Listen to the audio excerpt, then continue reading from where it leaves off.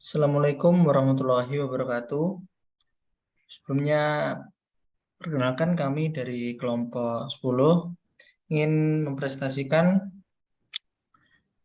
bab proses and project matrix. Next. Ya, ini anggota dari kelompok 10. Pertama ada Muhammad Yusuf, NPM 063, Dadia Ulhak Ramzi, NPM 066, dan saya Muhammad Hasan Brianto, NPM 068. Next. Nah, di sini ada beberapa materi yang akan kami sampaikan. Yang pertama itu ada matrix in the process and project domains. Yang kedua, software measurement. Yang ketiga, matrix for software quality. Yang keempat, integrating matrix within the software process. Yang kelima, matrix for small organization. Yang keenam, establishing a software matrix program. Kita masuk yang materi pertama disampaikan oleh teman saya Yusuf. Silakan. Materi pertama adalah matrix in the process and project domains. Next. Nah, terdapat dua subbab pada matrix in the process and project domains, yaitu process matrix and software process improvement dan project matrix. Next. Process matrix dan software process improvement. Process matrix merupakan kumpulan seluruh proyek pada jangka waktu tertentu yang digunakan untuk membuat keputusan strategis. Tujuannya yaitu memberikan seperangkat indikator proses yang mengarah pada perbaikan proses perangkat lunak dalam jangka yang panjang. Next. Lalu terdapat cara untuk memperbaiki proses matriks adalah dengan mengukur atribut tertentu dari proses, mengembangkan satu set metrik bermakna berdasarkan atribut tersebut, menggunakan metrik untuk memberikan indikator yang mengarah pada strategi untuk perbaikan. Next.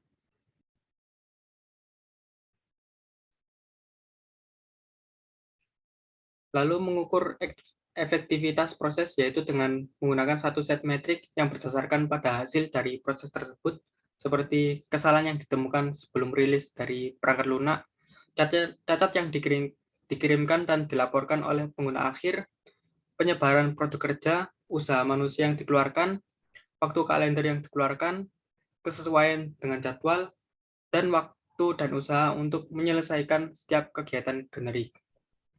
Next.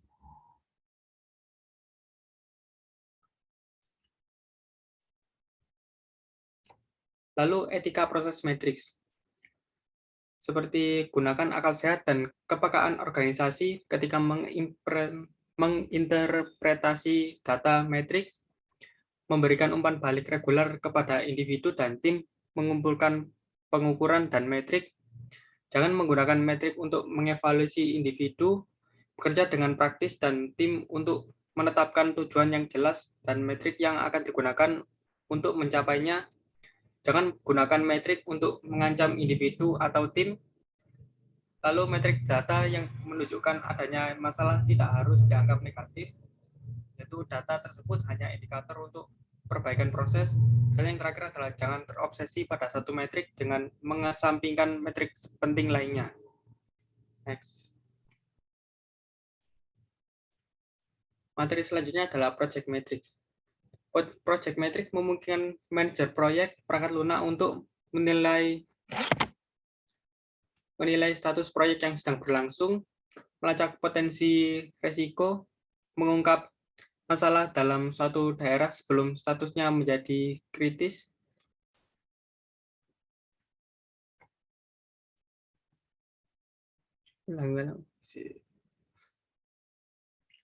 Project matrix bersifat taktis, artinya project matrix dan indikator yang diturunkan darinya digunakan oleh manajer proyek dan tim perangkat lunak untuk mengadaptasi alur kerja proyek dan aktivitas teknis. Lalu penggunaan project matrix pada suatu proyek biasanya menggunakan project matrix sebelumnya sebagai dasar untuk memberikan memperkirakan waktu dan usaha, lalu hasil yang didapatkan adalah perbandingan antara jumlah waktu dan usaha proyek saat ini dengan estimasi awal. Next.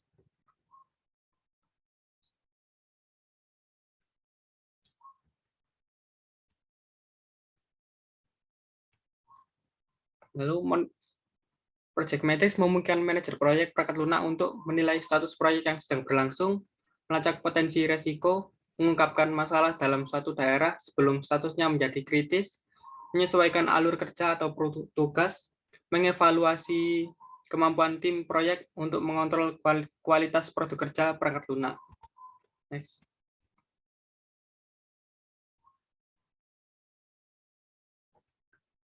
Metrik proyek digunakan untuk meminimalkan jadwal pengembangan dengan membuat penyesuaian yang diperlukan untuk menghindari keterlambatan dan mengurangi potensi masalah dan risiko, menilai kualitas produk secara berkelanjutan, dan bila perlu memodifikasi pendekatan teknis untuk meningkatkan kualitas.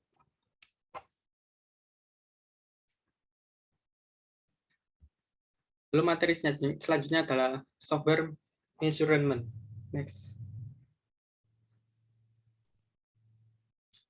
Terdapat dua kategori pengukuran perangkat lunak, yaitu pengukuran langsung dari proses perangkat lunak seperti biaya, usaha, dan lain-lain, lalu produk perangkat lunak seperti baris kode yang dihasilkan, kecepatan eksekusi, cacat dilaporkan dari waktu ke waktu, dan juga pengukuran tidak langsung dari produk perangkat lunak seperti fungsi, kualitas, kompleksitas, efisiensi, keandalan, pemeliharaan, dan lain-lain. Next.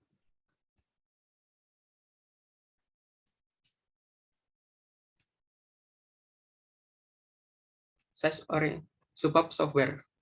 Subbab software measurement seperti size-oriented matrix, function-oriented matrix, recoiling, LOC, atau line of code, dan FP atau function matrix, function point matrix, object-oriented matrix, use case-oriented matrix, dan web app project. Next.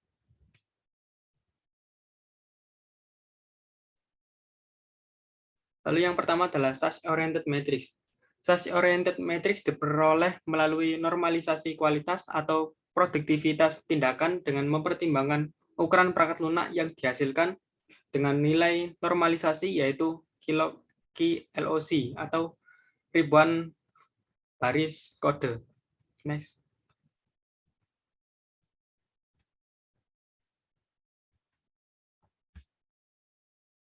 Size-oriented matrix tidak diterima secara universal sebagai cara terbaik untuk mengukur proses perangkat lunak karena tergantung pada bahasa pemrograman, menghukum program yang dirancang dengan baik tapi pendek, tidak dapat dengan mudah mengakomodasi bahasa non-prosedural, dan membutuhkan tingkat detail yang mungkin sulit dicapai. Next.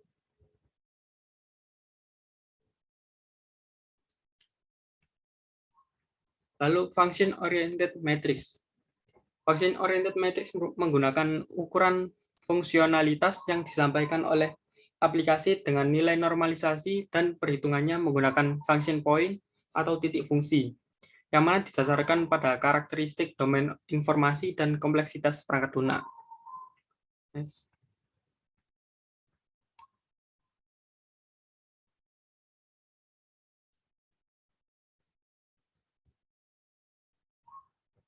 Lalu reconciling LOC dan FP matrix. Hubungan antara LOC dan FP tergantung pada bahasa pemrograman yang digunakan untuk mengimplementasikan perangkat lunak dan kualitas desain. Function point dan matriks berbasis LOC telah ditemukan sebagai prediktor yang relatif akurat dari upaya dan biaya pengembangan perangkat lunak, namun untuk menggunakan LOC dan FP untuk estimasi dasar historis, informasi harus ditetapkan. LOC dan FP dapat digunakan untuk memperkirakan proyek perangkat lunak berorientasi objek, namun tidak memberikan cukup rincian untuk jadwal dan usaha penyesuaian yang diperlukan dalam iterasi dari proses evolusi atau incremental. Next.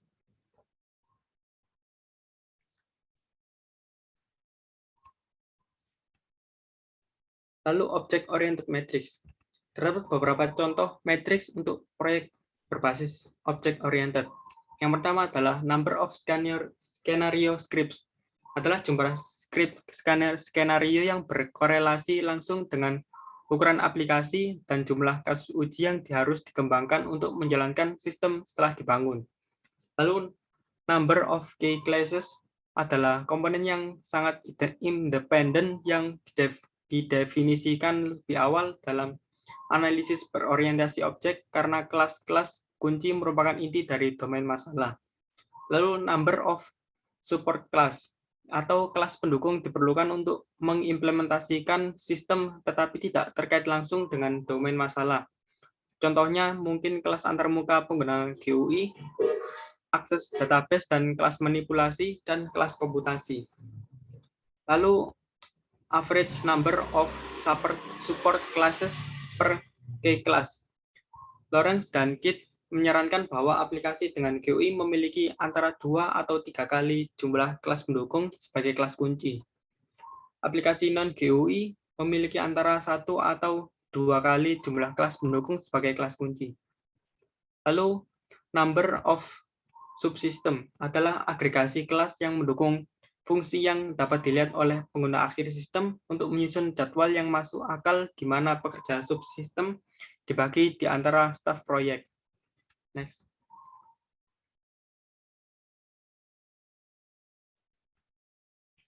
Lalu use case oriented matrix. Use case oriented matrix digunakan secara luas sebagai metode untuk menggambarkan persyaratan tingkat pelanggan atau domain bisnis yang menyiratkan fitur dan fungsi perangkat lunak. Use case menjelaskan setidaknya secara langsung fungsi dan fitur yang terlihat oleh pengguna yang merupakan persyaratan dasar atau untuk suatu sistem. Next. Lalu web app project matrix. Tujuan dari web aplikasi project matrix adalah untuk memberikan kombinasi konten dan fungsionalitas kepada pengguna akhir. Ukuran dan metrik yang digunakan untuk proyek rekayasa perangkat lunak tradisional sulit diterjemahkan langsung ke web apps. Namun ada kemungkinan untuk mengembangkan database yang memungkinkan akses ke produktivitas internal dan pengukuran kualitas yang diperoleh dari jumlah proyek dengan mengumpulkan langkah seperti berikut, yaitu jumlah halaman web statis, jumlah halaman web dinamis, jumlah tautan halaman internal, jumlah objek data persisten, jumlah sistem eksternal yang dihubungkan, jumlah objek konten statis, jumlah objek konten dinamis, dan jumlah fungsi yang dapat dieksekusi. Next. Oke, bab selanjutnya yaitu materi mengenai metric for software quality. Nah, tujuan utama dari software engineering yaitu memproduksi sistem, aplikasi atau produk yang memiliki kualitas tinggi dan sesuai dengan kebutuhan pasar. Untuk mencapai tujuan ini, maka perlu diterapkan sebuah metode efektif yang digabungkan dengan tools modern untuk membuat sebuah proses software yang dapat menilai kualitas suatu produk dengan sempurna. Terdapat 2 subbab di bab kali ini, yaitu yang pertama measuring quality dan yang kedua yaitu defect removal efficiency. Yang pertama yaitu measuring quality. Terdapat banyak cara pengukuran untuk mengukur kualitas software. Namun ada beberapa indikator yang dapat dijadikan sebagai acuan, yaitu correctness, maintainability, integrity, dan usability. Correctness atau ketepatan, sebuah program harus beroperasi secara benar atau program tersebut akan memberikan sedikit manfaat bagi penggunanya. Pengukuran paling umum yang digunakan untuk mengukur ketepatan yaitu dengan menggunakan defects per keylog, di mana defect atau kecacatan itu membuat program tidak beroperasi dengan baik sesuai dengan requirement yang telah ditentukan. Yang kedua yaitu maintainability, yaitu pemeliharaan atau pengelolaan. Pemeliharaan sebuah software merupakan aktivitas yang memiliki nilai lebih. Pemeliharaan dapat mengoreksi error pada program, membuat program beradaptasi dengan keadaan lingkungan, atau meningkatkan sebuah program sesuai dengan keinginan pelanggan.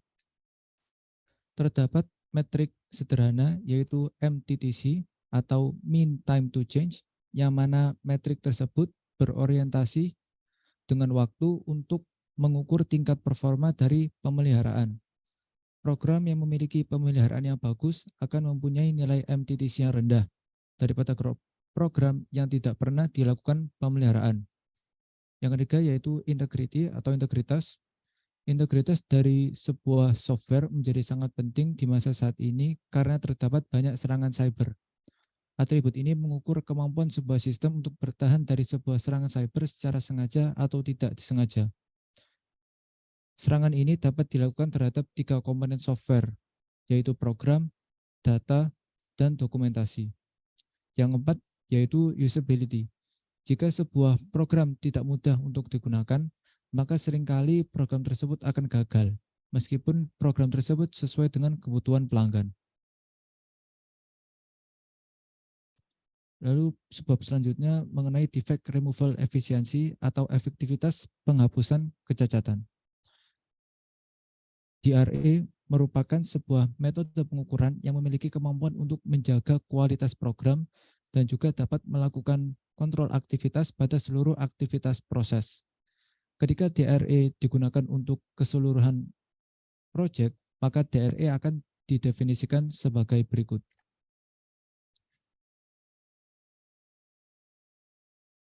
Yaitu DRA sama dengan E per E plus D, di mana E adalah jumlah error yang ditemukan sebelum software diterima oleh end user, dan D adalah jumlah kecacatan yang ditemukan setelah software diterima oleh end user. Nilai ideal bagi DRA adalah 1, yang memiliki arti yaitu tidak ada kecacatan yang dimiliki oleh software. Jika digunakan sebagai metrik yang memberikan indikator untuk melakukan quality control dan assurance activities, maka DRA mendorong software project team untuk mencari error sebanyak mungkin sebelum diterima oleh end user. Bab selanjutnya yaitu integrating metrics within the software process. Kebanyakan software developer tidak melakukan pengukuran, bahkan beberapa memiliki keinginan yang kecil untuk memulainya. Nah, masalah ini merupakan masalah kultural yang terjadi di sebuah perusahaan. Ketika mencoba untuk melakukan pengukuran yang belum pernah dilakukan sebelumnya, maka akan muncul beberapa pertanyaan dari project manager seperti mengapa perlu dilakukan hal ini, atau project manager tidak melihat poin penting. Maka dari itu kita akan membahas mengapa melakukan pengukuran itu penting dan manfaat yang diterima oleh tim akan sesuai dengan usaha yang dikeluarkan. Terdapat 3 subbab yaitu argument for software metric, establishing a baseline, dan matrix collection, computation, and evaluation. Sebab pertama yaitu arguments for software metrics.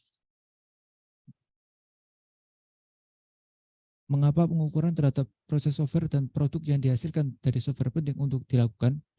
Karena jika tidak dilakukan pengukuran, maka tidak ada cara untuk mengetahui apakah software tersebut mengalami peningkatan atau tidak. Dan jika tidak ada peningkatan, maka tim Anda akan tersesat. Dengan melakukan requesting dan evaluasi terhadap kualitas pengukuran, maka sebuah software tim dan manajemennya dapat menetapkan sebuah tujuan untuk melakukan improvisasi dari proses software. Lalu sebab kedua yaitu establishing a baseline.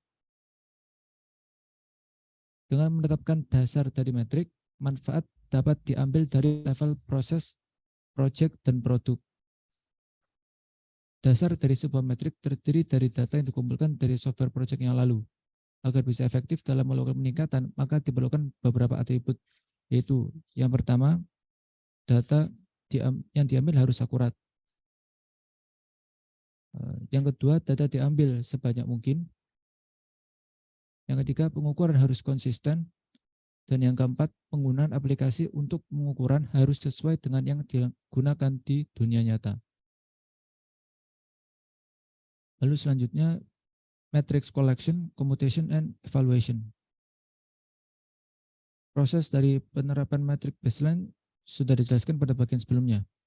Idealnya data yang dibutuhkan untuk membuat baseline sudah dikumpulkan sebelumnya sesuai dengan metode atau cara yang tepat.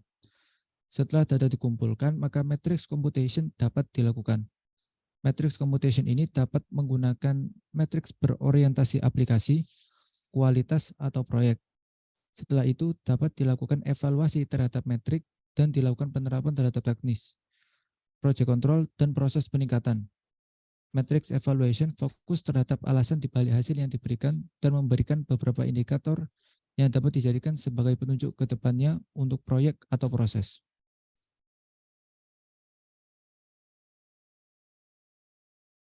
Nah, kemudian materi selanjutnya itu matrix for small organization. Nah, di sini kita mencari tahu cara untuk mengukur dan menggunakan matrix untuk membantu meningkatkan proses perangkat lunak lokal dan kualitas serta ketepatan waktu produk yang dihasilkan. Next. Nah, di sini ada beberapa pendekatan untuk penerapan proses perangkat lunak. Yang pertama, keep it simple. Itu mendapatkan kumpulan matriks sederhana yang bisa cukup baik dalam banyak aktivitas. Nah, kemudian yang kedua ada meet local needs. Mengkustomisasi kebutuhan perangkat lunak pada sebuah organisasi. Ketiga, be sure it works. Memastikan bahwa metrik dapat memberikan sebuah value.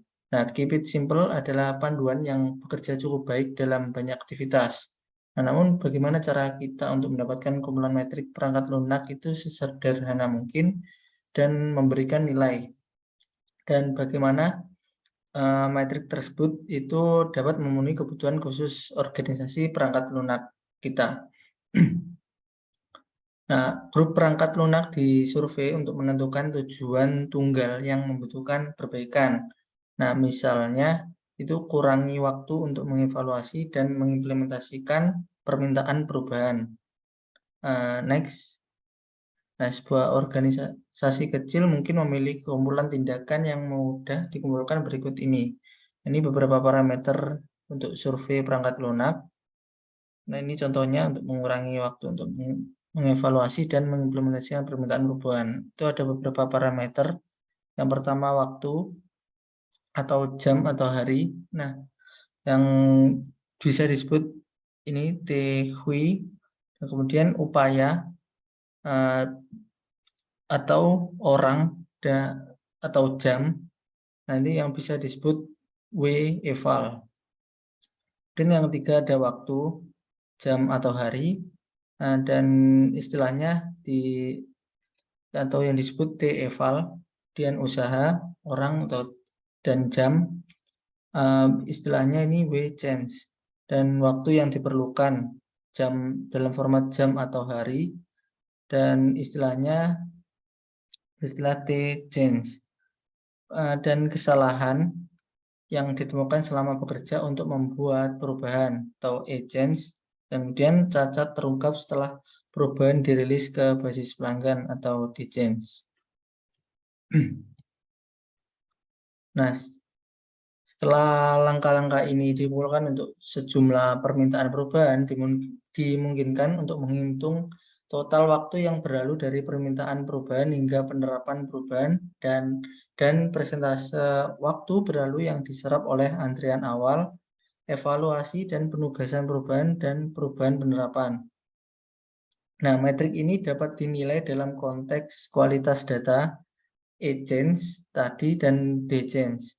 Persentase memberikan wawasan tentang di mana proses permintaan perubahan melambat dan dapat mengarah pada langkah-langkah perbaikan proses untuk mengurangi THUI, W-eval, T-eval, W-change, dan atau E-change atau parameter-parameter yang ada di slide sebelumnya tadi. Nah, selain itu efisiensi penghilangan cacat dapat dihitung sebagai berikut. Nah, ini rumusnya sama seperti yang ada di subbab sebelumnya tadi yang dijelaskan oleh teman saya. Ini DRE sama dengan E-change tadi per E-change plus D-change. Next. Dan biaya ini dapat menunjukkan pengembalian investasi yang substansial jika wawasan yang diperoleh dari data metrik mengarah pada peningkatan proses yang berarti bagi organisasi perangkat lunak. Nah, kemudian yang materi selanjutnya itu establishing a software matrix program. Nah, bagaimana kita membangun program metrik perangkat lunak yang digerakkan oleh sebuah tujuan. Next. Institut Software Engineering telah mengembangkan buku panduan komprehensif. Nah, ini untuk membuat program metrik perangkat lunak yang didorong oleh tujuan. Nah, ini beberapa step yang terdapat pada guidebook. Yang pertama, identifikasi tujuan bisnis Anda. Yang kedua, identifikasi apa yang ingin Anda ketahui atau pelajari. Yang ketiga, identifikasi subtujuan Anda. Yang keempat, identifikasi entitas dan atribut yang terkait dengan subtujuan Anda. Yang kelima, formalisasikan tujuan pengukuran Anda. Yang keenam, identifikasi pertanyaan yang dapat diukur dan indikator terkait yang akan Anda gunakan membantu Anda mencapai sasaran pengukuran. Yang ketujuh, identifikasi elemen data yang akan Anda kumpulkan untuk menyusun indikator tersebut membantu menjawab pertanyaan Anda. Nah, 8. Tetapkan langkah-langkah yang akan digunakan dan buat definisi ini menjadi operasional. 9. Identifikasi tindakan yang akan Anda ambil untuk mengimplementasikan tindakan tersebut. Yang 10. Siapkan rencana untuk mengimplementasikan langkah selanjutnya. Nah, berdasarkan pertanyaan Nah, organisasi perangkat lunak memeriksa setiap sasaran bisnis dan biasanya bertanya, aktivitas apa yang kita kelola, laksanakan atau dukung, dan apa yang ingin kita tingkatkan dalam aktivitas ini. Nah, untuk menjawab pertanyaan-pertanyaan ini, SEI merekomendasikan pembuatan daftar pertanyaan dan entitas, di mana semua entitas dalam proses perangkat lunak yang dikelola atau dipengaruhi oleh organisasi perangkat lunak itu semua dicatat. Nah, ini contoh daftar pertanyaan berdasarkan tujuan keempat, yaitu mempermudah dukungan untuk produk yang dihasilkan. Yang pertama itu contohnya, apakah permintaan perubahan pelanggan berisi informasi yang kami perlukan mengevaluasi perubahan secara memadai dan kemudian menerapkannya tepat waktu. Dan yang kedua, berapa besar backlog permintaan perubahan. Yang ketiga, apakah waktu respon kami untuk memperbaiki bug dapat diterima berdasarkan kebutuhan pelanggan. Yang keempat, apakah perubahan dengan prioritas tinggi diterapkan tepat waktu.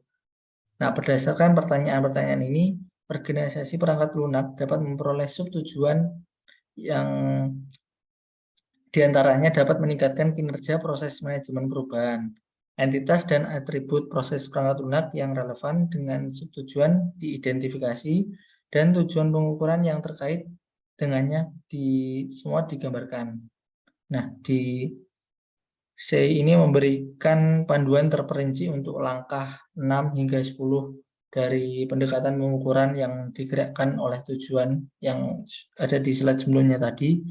Nah, dan intinya kita menyempurnakan sasaran pengukuran menjadi pertanyaan yang selanjutnya disempurnakan menjadi sebuah entitas dan atribut, dan kemudian nanti disempurnakan lagi menjadi metrik. Next.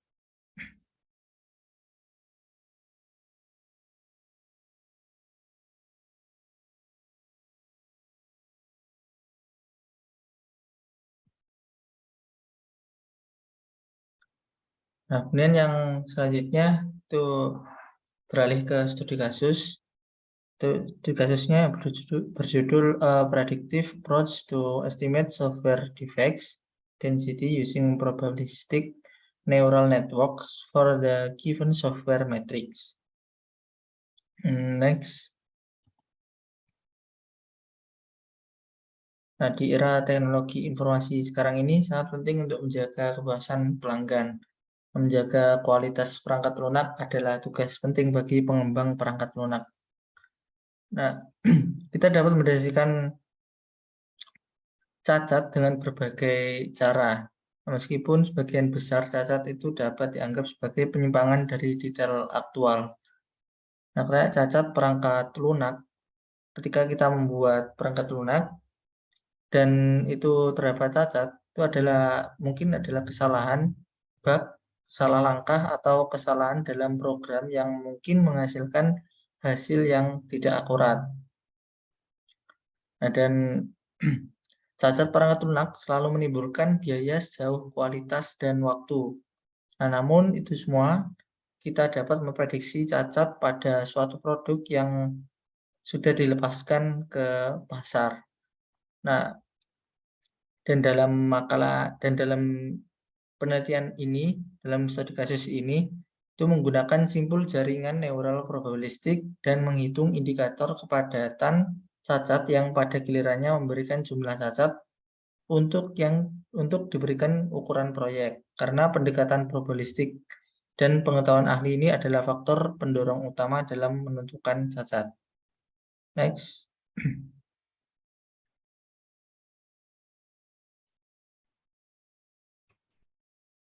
Selanjutnya adalah software matrix requirement.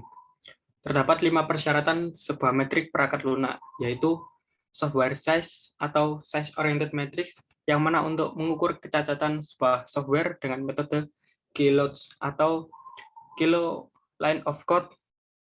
Lalu requirement software matrix atau metrik persyaratan perangkat lunak, yang mana menghitung stabilitas suatu requirement, kerapatan atau kerentanan kesalahan, dan tinjauan informasi apakah berbanding terbalik dan sebanding dengan keandalan sebuah software. Lalu desain phase software matrix atau metrik tahap desain sebuah software, yang mana menghitung sebuah kompleksitas dan tinjauan apakah kecacatan software berbanding terbalik dan sebanding dengan sebuah desain software sebelum berada pada tahap coding. Lalu coding phase matrix atau metrik fase pengkodean sebuah software, yang mana keberhasilan sebuah software bergantung pada dokumentasi sebuah desain dan juga pada kemampuan sang programmer dan kematangan dari proses software itu sendiri. Lalu verifikasi phase software matrix atau metrik pada tahap verifikasi pada sebuah software, yang mana merupakan tahap pengujian sebuah software untuk menemukan kecacatan sebuah software yang bergantung pada pengalaman staf dan kualitas pengujian terhadap software tersebut. Next.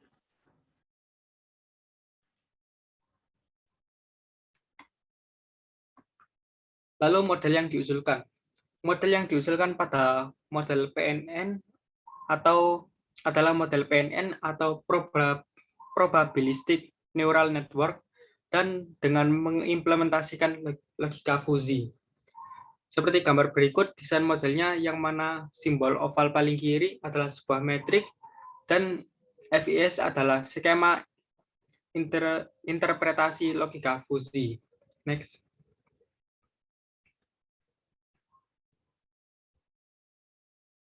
Lalu berikut adalah hasil dari model PNN tadi dengan melewati 4 lapisan, yaitu lapisan input, lapisan pola, lapisan penjumlahan, dan lapisan keluaran.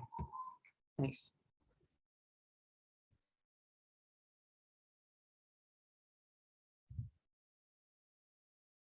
Hasil dan pembahasan.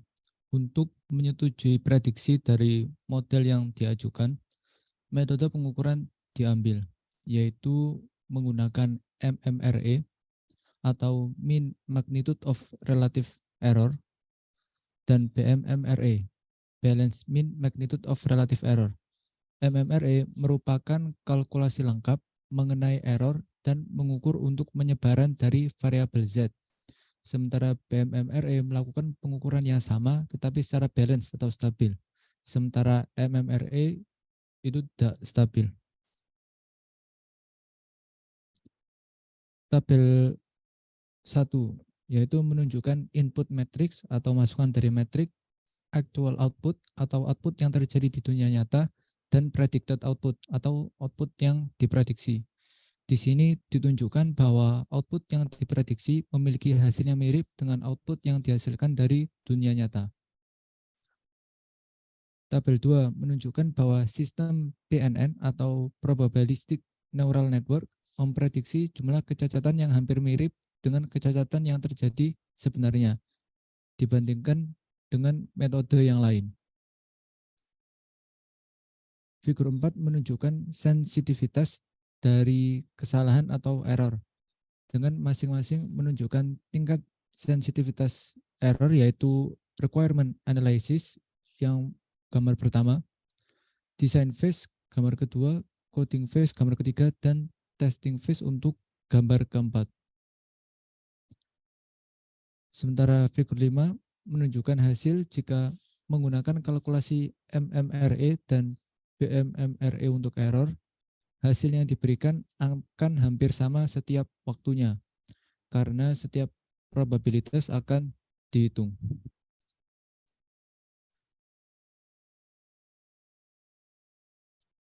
Nah, kesimpulannya itu untuk memprediksi indikator kepadatan kerusakan perangkat lunak selama setiap kerangka waktu di SDLC, model berbasis PNN itu diusulkan dalam makalah ini. Indikator kepadatan cacat yang diprediksi sangat berguna untuk menganalisis kesulitan cacat dalam berbagai fase SDLC. Nah, cacat yang diprediksi menggunakan model ini lebih dekat dengan cacat asli dibandingkan model lainnya. PNN terbukti paling baik ketika tingkat kesalahan yang sama dihitung lebih lanjut dengan menggunakan PNN. Dua jaringan saraf, model prediksi kesalahan perangkat lunak, berbasis jaringan saraf tiruan atau CST, dan jaringan neural probabilistik atau PNN menggunakan metrik perangkat lunak. Nah, jadi ini tadi menganalisis konsekuensi dari kedua model jaringan saraf ini dengan teknik faktual. Studi ini menunjukkan bahwa PNN lebih baik dari CST dan bersifat robust.